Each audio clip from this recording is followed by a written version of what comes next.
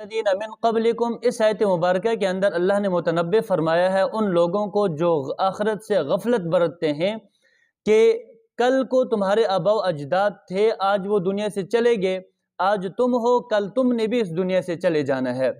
اس لیے اپنے آخرت کی بھرپور تیاری رکھو۔ علامہ ابن جوزی رحمۃ اللہ علیہ فرماتے ہیں کہ وہ شخص سب سے بڑا احمق اور بے وقوف ہے جو صرف موجودہ حالات پر نظر رکھے، نہ جو ہے وہ موجودہ حالات کے بدلنے کا تصور کرے